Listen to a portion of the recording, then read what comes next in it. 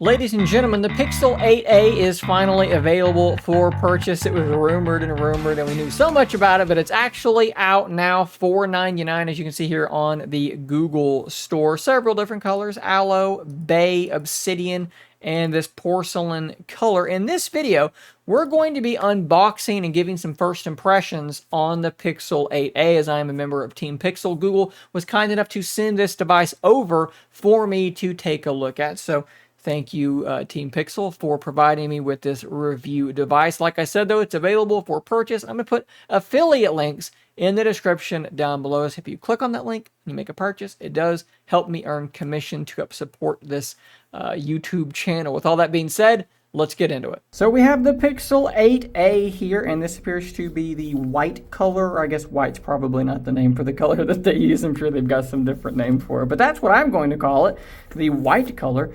Let's get this thing unboxed and get some first impressions. This is actually going to be the first A-series phone that I have put my hands on since the 6A. So I'm pretty excited about this, and I'm really excited by a lot of what I'm already seeing. The shape of this device, I love, guys. It's matte. It's matte, which is less slippery. It's less glossy. No fingerprints. Matte everything. Transfer tool USB-C to C, and then a SIM card tool in there. Ooh, some extra something or another, like a little bit of extra padding here and here. That's interesting. And I also noticed that they put a sticker up here. Maybe that's for some added protection as well. Boy, I did not do a good job with that peel. Of course, it extends all the way across. Why would it have possibly peeled that way? Bezels are definitely a lot larger than you're going to get on a premium phone, but I'm not someone who's really ever bothered by that for the most part, so that's kind of whatever for me. We do have a 64 megapixel primary camera, and then of course that ultra wide I think is 12. You can see how much less it sticks out from this device than it does on a normal Pixel. Let me grab the 8 Pro real quick. You can see a really big difference there in terms of the size of that camera bump. Of course, I have a case on this, a thin-borne aramid fiber case. It's quite thin. We'll pop it off. And of course, they do match in color. So next to the 8 Pro, there is your difference. This appears to be whiter is what I'm trying to say. And like I said, that camera bump is quite a bit bigger. There's a reason that they use this camera module in the Pixel Fold, because it doesn't require as much space. Let's go ahead and we'll get this thing powered up. We got our first look, really close look at how those bezels line up. And we'll go ahead and we'll unlock the 8 Pro as well. And you can see the difference in the size of those bezels there. Again, some of you are going to be horrified by that. For me, I'm not super worried. If I'm not mistaken, this is a $499 device, and I think a lot of the other things about it are going to be really, really quite good. So it's an aesthetic thing. You care about it or you don't. This is the last I'm going to talk about it in this video. I'm going to jump ahead until this thing is set up. Actually, I lied, because there's a really cool thing that we can do here using this QR code. Let's go ahead and scan that. We're going to click on the button that it pops up, and we should be able to, just like that, do the setup process, copying my 8 Pro over to the 8 standard. Now I'm going to skip ahead. This should make things much quicker.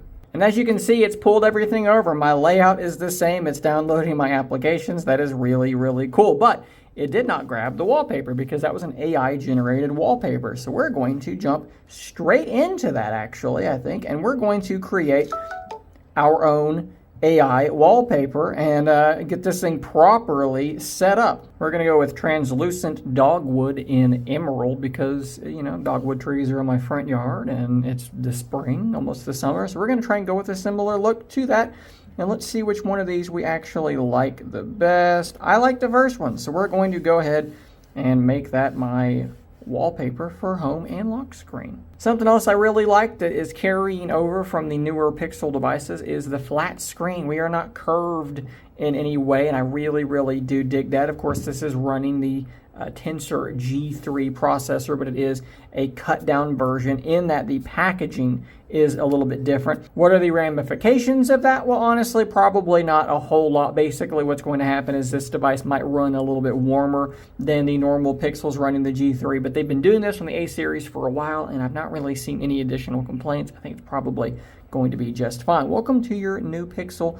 Let's see what's up. So there's a lot of AI things in here. So ask Google Assistant to create an overview of a web page. So that is right there built in. Really, really like that feature. You can actually have it read the web page aloud to you. Of course, you've got now playing, which I'm going to definitely turn on. That is a necessity for me. Let's turn now playing on. And we've lost our screen that was going through the rest. That's something that they could probably work on. While my apps are updating, I did just see that you can add this device to the Find My network. I got a pop-up for that. And as you can see, that is enabled. I believe that this is like the normal Pixel 8s in that even when the battery dies, you'll still be findable for a little while. This will be actually updating its location, so that's pretty cool. We'll do a quick stereo speaker test. It is supposed to be using stereo. So you have some speakers down here with the USB-C. We have volume and power up top, microphone, antenna bands on the side, SIM tool, more antenna bands I'm assuming, and the other stereo speaker should be an amplified earpiece.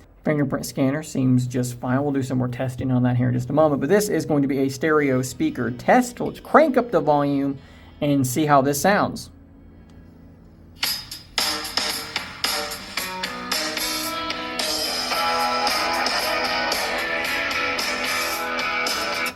I think that sounds pretty decent. Let's jump over here and let's do the exact same thing on the 8 Pro.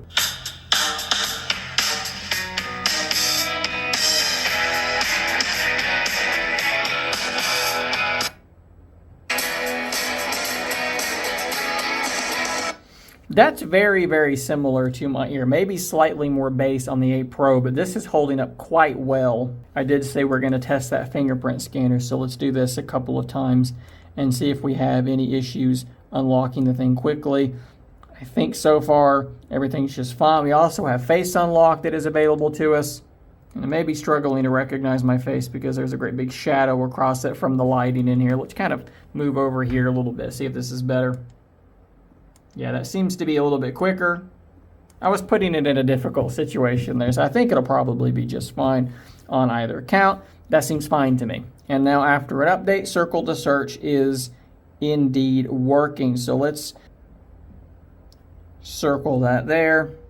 And everything seems to be working just fine. So great to see that right out of the box. So another Pixel 8 feature that's here is the ability to have Google Assistant actually summarize a page. We can just click on the button down there, and it should quickly generate a summary of this web page. How quickly, I guess, is yet to be seen. It seems like it's not moving super quickly. Let's try this again. Summarize this page.